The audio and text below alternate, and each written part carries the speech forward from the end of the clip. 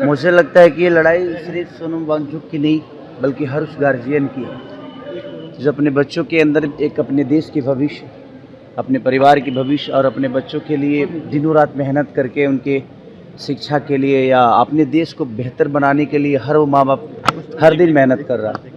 तो ये लड़ाई सिर्फ बच्चों की ही नहीं, मुझे लगता है कि पूरे देश के गार्जियन की, हर उस माँ की या हर उस पिता की, जो भी देश में रहता है। ये लड़ाई सबकी है और सबको आगे आकर और इस लड़ाई में मुझे लगता है कि साथ देना चाहिए। बांकीपुर से प्रशांत किशोर जो है चुनावी मैदान में उतरे हुए हैं, आप लगातार उनका समर्थन भी करते रहे हैं, क्या इस बार उनको समर्थन करिएगा चुनाव में? देखिए, बात समर्थन की नहीं, एक बेहतर इंसान की है जिसका एक विजन है, जिसके पास। मुझे प्रशांत भैया हमेशा से पसंद है क्योंकि वो पढ़े लिखे हैं और मुझे लगता है कि विधानसभा में एक आदमी ऐसा चाहिए जो बच्चों की लड़ाई लड़े, जो रोजी रोजगार की लड़ाई लड़े। मैं किसी पार्टी का नहीं बल्कि मुझे लगता है कि हम सबको एक बेहतर इंसान ही चुनना चाहिए, क्योंकि अगर आपके घर का गार्जियन ही सही नहीं होगा तो मुझे नहीं लगता कि बच्चों की भविष्य सही हो पाएगी। और एक नेता गार्जियन की तरह ही होता है।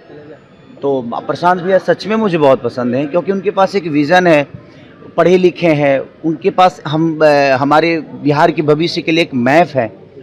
तो मेरी शुभकामना है। प्रचार में जाएंगे खेसारी जी, क्योंकि जिस तरह से आप बात कर रहे हैं बच्चों के भविष्य की, बिहार के भविष्य की बात कर रहे हैं, इसके लिए जाइएगा? देखिए, मेरे कहने के मतलब मेरे प्रचार में जाने से कोई जीत हार नहीं होता है। मुझे लगता है ना कि यहाँ के लोगों को ये डिसाइड करना पड़ेगा कि किसी के आने से आप वोट देंगे कि एक बेहतर इंसान, एक बेहतर नेता चुनना है आपको।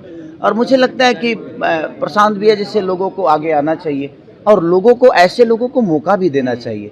आपने इतने लोगों को मौका दिया है ना, एक बार एक बेहतर इंसान को मौका दे के देखिए, शायद बेहतर ही होगा। आरजेडी के साथ में आरजेडी ने भी कैंडिडेट मेरे उनके साथ भी मेरी शुभकामना है।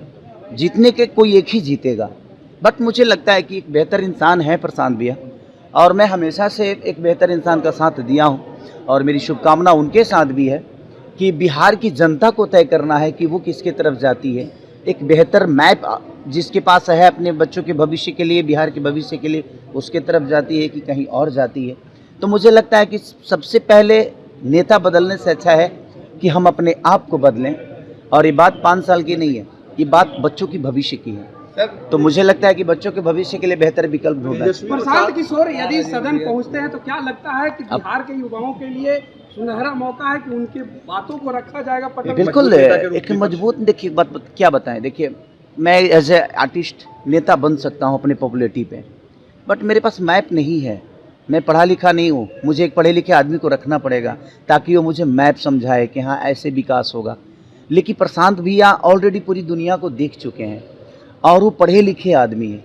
तो मुझे नेता बनने का कोई शौक़ नहीं है, बट हम लोग अपने बिहार में पढ़े लिखे लोगों को अगर वोट देंगे, पढ़े लिखे लोगों को अगर सदन पहुंचाएंगे, तो मुझे लगता है ना कि आपकी आवाज़ बन के वो कहीं ना कहीं, चाहे वो किसी भी दुनिया में रहें, वो आपकी आवाज़ उठाएंगे और बच्चों की भविष्य के लिए बेहतर बात करेंगे। और जो बात ही नहीं करेगा वो काम क्या करेगा? लालू प्रसाद और निशा भारती ने ये भी कहा है कि उनके घर के पास बहुत गंदगी है जिस कारण से ये हालात हुए। पूरे पटना के हालात को उन्होंने ये बताया, जबकि पटना स्मार्ट सिटी में आता है। देखिए, सबसे बड़ी ना कि सबसे पहले हमको जिस दिन स्मार्ट लोगों को चुनना शुरू कर देंगे ना, अपने आप स्मार्ट सिटी बन जाएगी।